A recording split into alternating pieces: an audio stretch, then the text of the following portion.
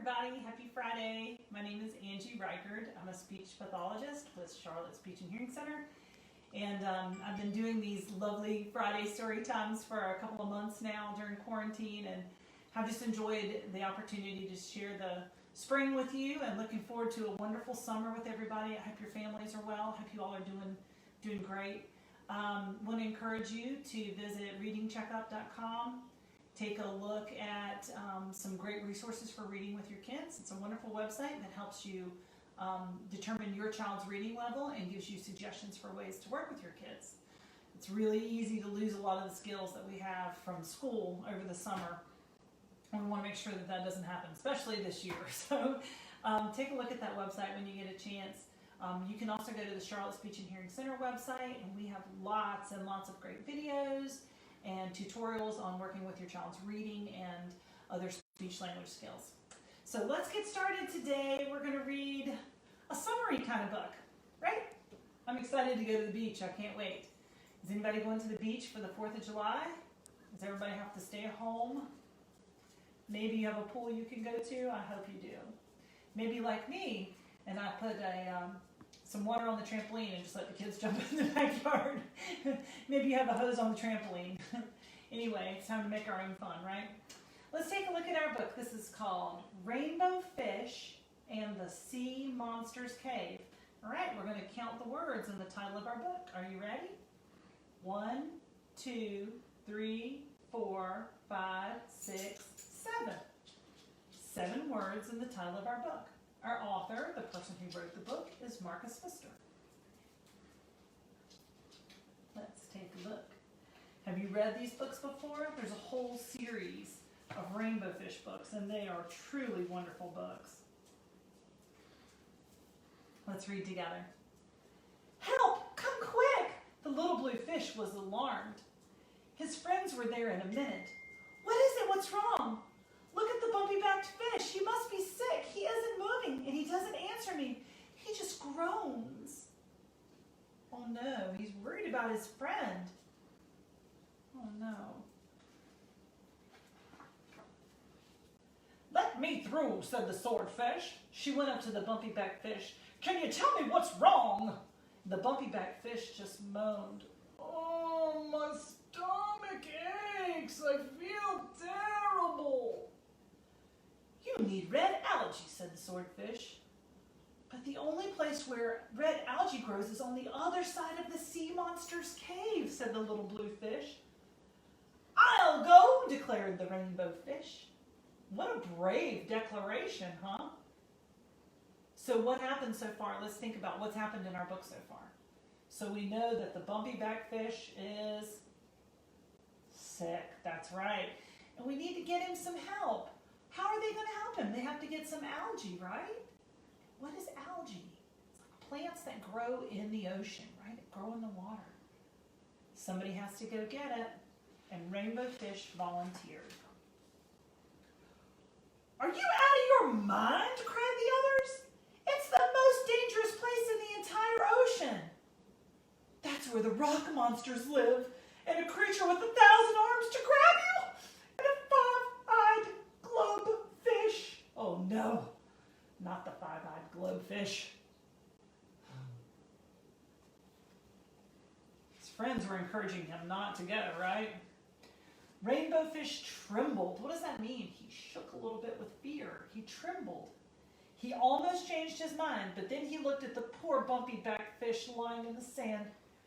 Bravely, he said, I'll go anyway. I'll come with you, cried the little blue fish, and that made Rainbow Fish feel better. Quickly, they swam off before they lost their nerve. How wonderful to have a friend that was willing to help. That's what friends are for, right? The sea monster's cave was dark and frightening. The rock walls were steep and jagged. Swim lower, whispered Rainbow Fish. That rock monster has its mouth open to eat us. The cave grew darker and darker.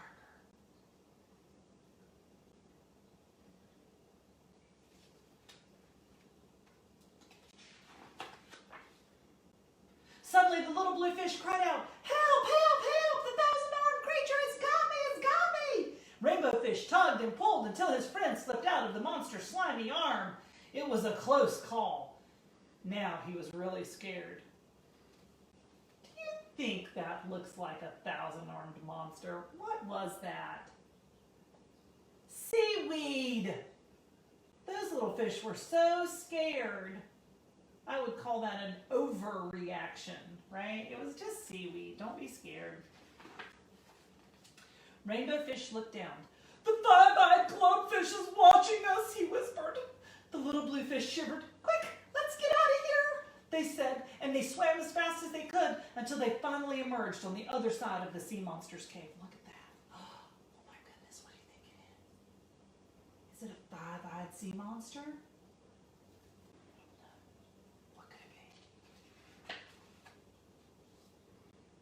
There they saw a big clump of red algae. The two friends picked as much as they could carry, and then they turned to go.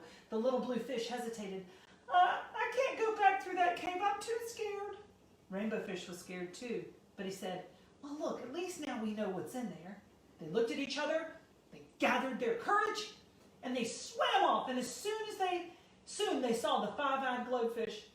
"Hey, there's something funny about those eyes," said Rainbow Fish, and he swam a little closer. Well, that was unexpected, huh? Usually if something's scary, we go away from it, but the Rainbow Fish went towards it. It's an interesting reaction. The Rainbow Fish laughed. "It isn't a five-eyed globefish. It's just the lanterns from Five Little Lanternfish." "Why, they aren't scary at all," said the little blue fish, giggling with relief. I like that word, relief. It means he felt better. Relief.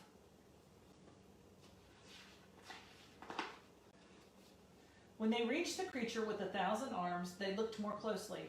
"Oh, seaweed!"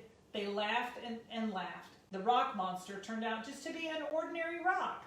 Unafraid, the two fish swam right by them and out of the cave to find their friends. See, there wasn't really anything to be scared of. And you guys were so scared. I told you there was nothing to be worried about. "You made it," the other fish cried. "Did you see the rock monster? Did anything try to eat you?" "We'll tell you everything later," answered the Rainbow Fish. "But first we have to give this red algae to the bumpy-backed fish." I bet their friends were relieved as well. Relieved that nothing had happened to their buddies. The bumpy-backed fish nibbled at the algae, and soon he felt better. "I don't know how I can thank you. It must be dreadful to go through that cave." "We were terribly afraid," Rainbow Fish admitted. "But when we looked more closely, the monsters disappeared," said the little blue fish happily. And then the two of them told the story of their journey and all the terrifying monsters that weren't really monsters at all.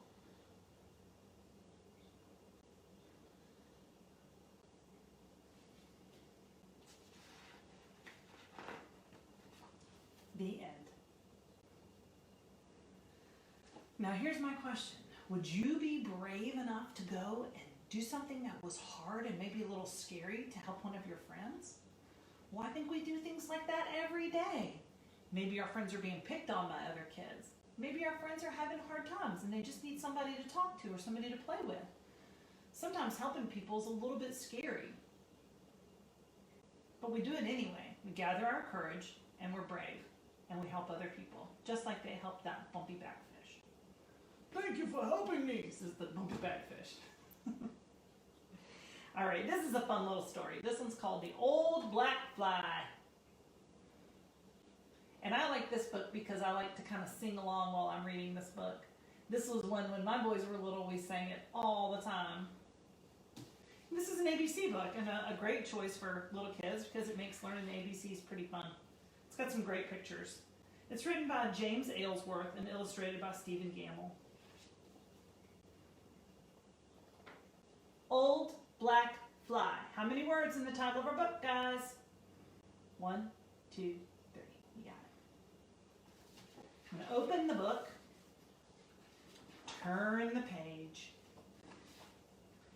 The old black fly's been buzzing around, buzzing around, buzzing around. The old black fly's been buzzing around, and he's had a very busy day.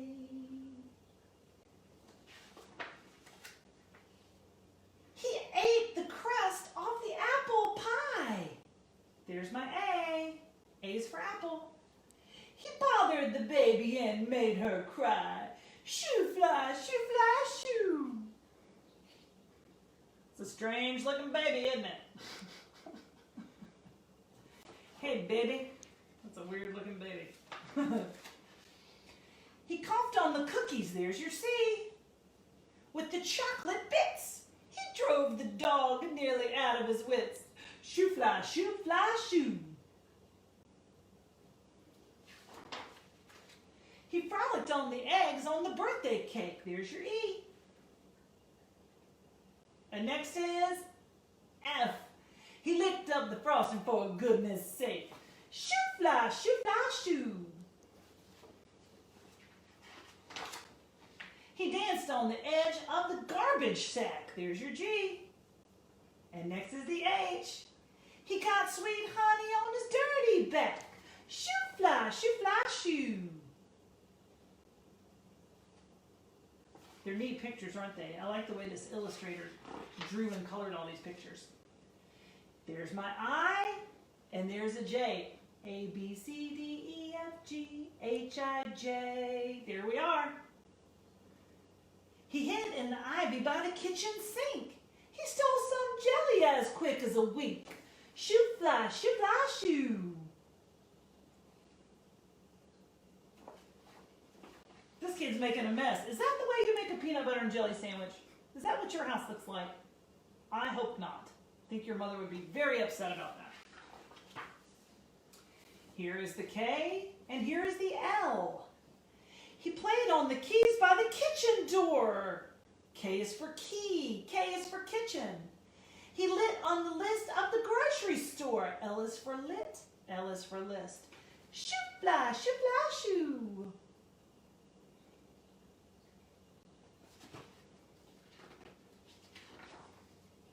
He lapped up the milk in the kitty's bowl. He nibbled on the noodles in the casserole. Shoo fly, shoo. And this is a fun one, parents, to, if you're reading this book, to kind of stop and let the kids finish the rhymes. Makes it a little more fun.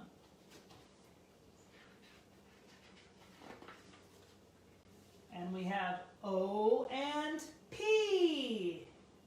LMNOP. He crawled in the spills from the olive oil can. Oh no.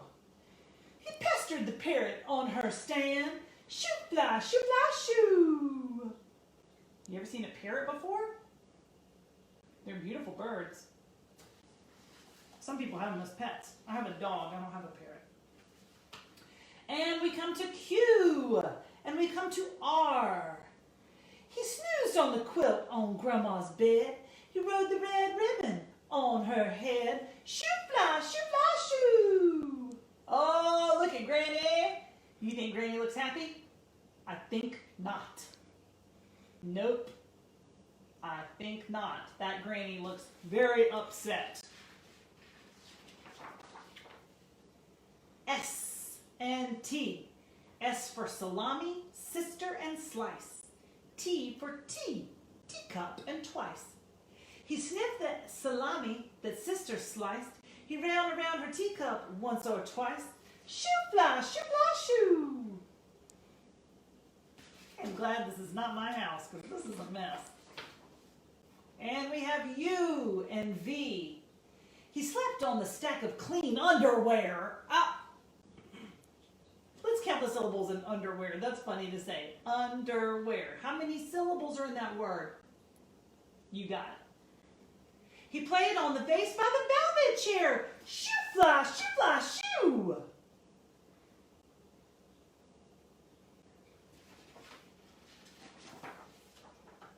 Here's a W and an X. He dozed on the window in the summer heat. He made a little X with his front feet. Shoo fly, shoo.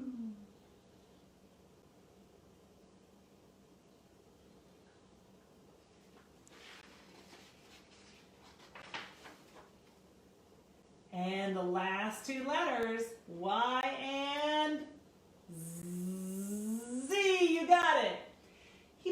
around the yarn on Mama's lap. He landed on her table. Flap, flip, flap. Zoo, zoo, zoo, zoo, zoo. Oh my goodness. Swat! What a mess. Thank you for reading that book with me. I hope you enjoyed it as much as I did. You know, reading's great for learning, but sometimes reading's just a lot of fun for the sake of having fun. I had a lot of fun with that book today, and I'm so glad that you were here with me. I hope your weekend is beautiful and warm and sunny, and that you have a great time. I hope you read lots and lots of books. Like I said, check us out at charlottespeechandhearingcenter.com, charlottespeechhearing.com, and get lots of more resources and tips. Thank you guys. Have a wonderful weekend.